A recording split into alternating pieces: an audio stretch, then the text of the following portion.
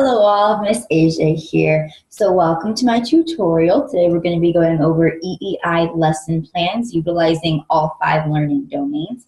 And then on top of that, we'll also be talking about the specific things with assessments, how to get parents involved, how to communicate with them, how to incorporate technology, all that good stuff, but we'll save that for the end. So I wanted to show you an example of my lesson plan. This lesson plan is called How Are You Feeling? It is adopted from the Florida Department of Education Office of Early Learning website.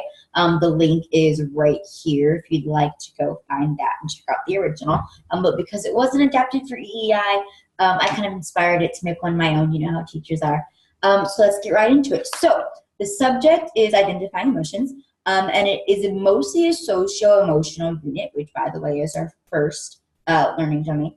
But it does incorporate other ones as well. This one is designed for 4-year-old preschoolers. And our lesson is just about teaching different emotions. So we do that by reading a book, How Are You Feeling?, which is a book about emotions using fruits and veggies. And then we'll talk about it, and then kids will go listen to time. So let's scroll down a little bit for that.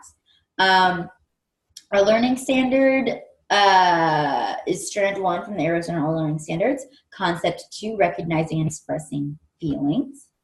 There's lots of different ways of differentiating instruction. For example, learning styles, the visual domain is here, auditory domain, kinesthetic, interpersonal. They're all included, including also we have having more explicit instruction based on there's lots of informal assessments in this lesson plan. We'll go into that as well.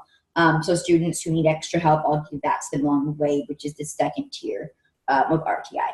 And so differentiating by learning styles, is also the self-help domain, or how students process information, because I'm breaking down information into content in a way that meets each of learning styles and complements their needs. All right, so our objectives. Students will be able to identify and name several feelings and emotions, social emotional domain again. And in our anticipatory set, we're going to talk about us reading the story. That's our language domain because it's literature. And then on top of that, we're discussing it, and that gives students a chance to utilize the vocabulary and just to get them talking in general, which is, of course, language domain as well. Then we've got our teach lesson model.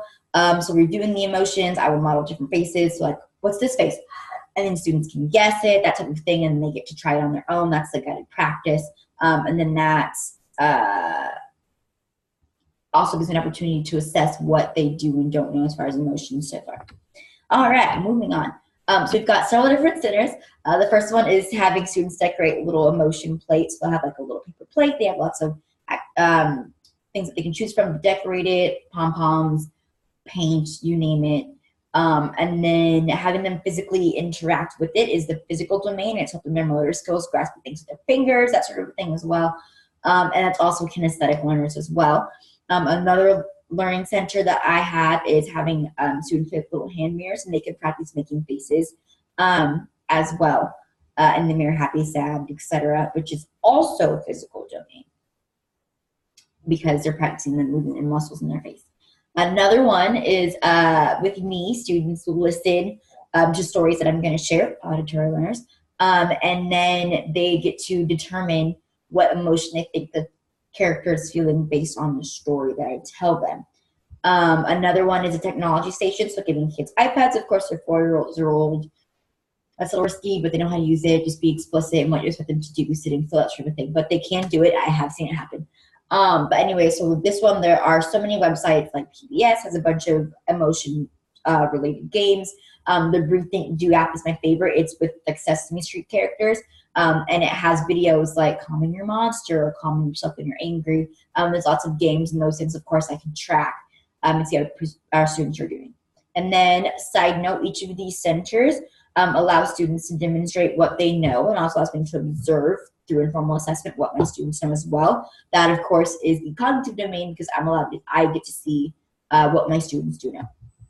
All right, our closure piece. Students will come back to to our carpet at the end, not the red carpet, sorry. They'll come back to the carpet, and then I'll have an emotions chart drawn. So basically, it'll just be kind of like picture a number line, but instead of numbers, it's like the different emotions ranging in like intensity. So like sad, apathetic is on one end, or actually rather in the middle. I have like angry on one end because it's one extreme together. And then on this side, like the opposite side, it'll be happy. And so they can range and they can like, pick. And so what I'll have them do is come up one by one, point to which emotion best fits, or if like in between emotions, they can do that.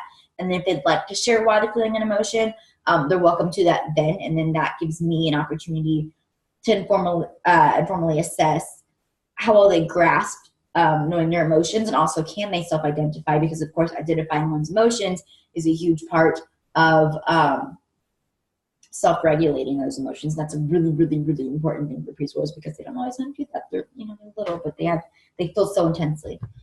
And then moving right down along. So I've talked about most of our assessments already. So again, I can assess most of these things just through the centers. And then also I wanted to say that I will record with running records in the following week after the technology center, just to see if students, when they're upset, practice the steps from calm your monster, which is like breathing in, breathing out, taking time, counting. If I can like physically see them doing that, then I know that they're grasping the content and they're applying it in real life, which of course is a really good strategy. For teachers, we don't want them to learn, we want them to apply. And this, of course, also is the self-help domain.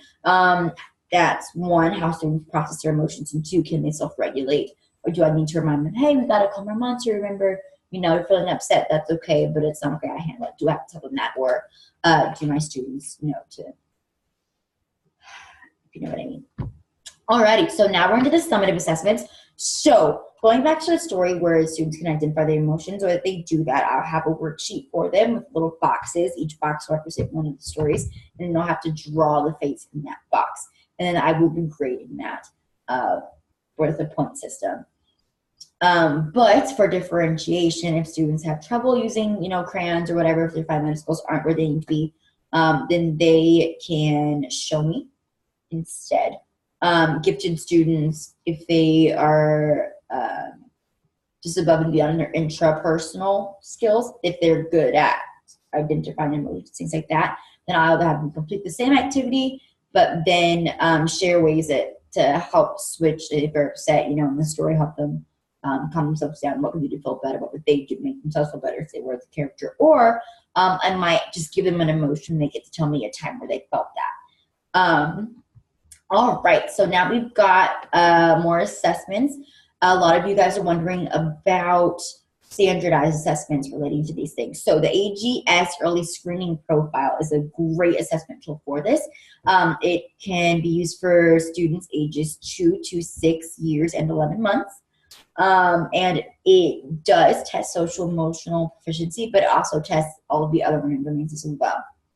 And then on top of that, there's also a parent-teacher questionnaire as part of it. And that gives you a fuller picture of what the student can do, but also how the parents view the students as well. And then another important thing I want to go over really, really quickly, and I'm taking a lot of your time, I do apologize, is how to communicate assessments with parents, how to engage them. So I'm going to be using the examples of most of the assessments on the lesson plan that we just went over. So with the drawings that the students do, the artwork, like the little faces, that'll go in their portfolios, and I can give that to parents at our conferences. Speaking of at the conferences, I will also share running records, observations, both positive and negative. It's important to have a balance, so just share the bad things, don't share the good things, share both.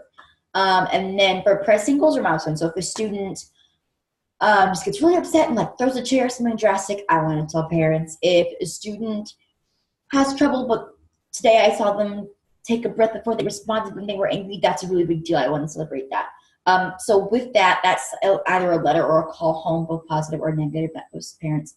Or in one way is an engagement tip, if it's something really, really good, have the student call home and tell their parents themselves. That's a great way to get parents motivated to check in. That gets them excited, and that's always an important thing. Or just like graded work, like the FACES worksheet during the separate time with me. Just sitting at home with students. Great, easy ways to share assessments. And then as other ways to engage parents, ask them their suggestions if they have any concerns. If you have an issue that you notice with your child, or if the child's behind, or they just don't seem as interested in class, ask the parents what they know. Ask them what they would do. Parents will appreciate feeling heard and feeling like a part of the school process. Also, invite them to come in and observe. If you have a concern, or if they say that's not my child, well, hey, like, feel free to come in and see for yourself. And then finally, an assessment to have parents do at home. Get them involved, have ways for them to do things at home. So for example, after today's lesson that I just shared with you, I might send a letter home to parents saying, hey, this is what we did in today in class. If you would like to extend this activity at home, or if you want to assess your child's ability to express your emotions at home, here's an example. So I have how do I feel wheel. Families can create a little wheel, put different emotions in there, attach a little spinny, and then every day in the morning or at night after class or whatever, they can move the arrow to whatever emotion they're feeling and talk about why. And then finally, here's our resources, craft things, books, and the apps and the games. And that is really it. I just want to say thank you so very much for listening in. I hope this was helpful. Feel free to go over the lesson plan yourself. Like I said, notes are actually embedded in the lesson plan to help remind you of things that I just talked about in this video. But yeah, thank you so much. Have a great night.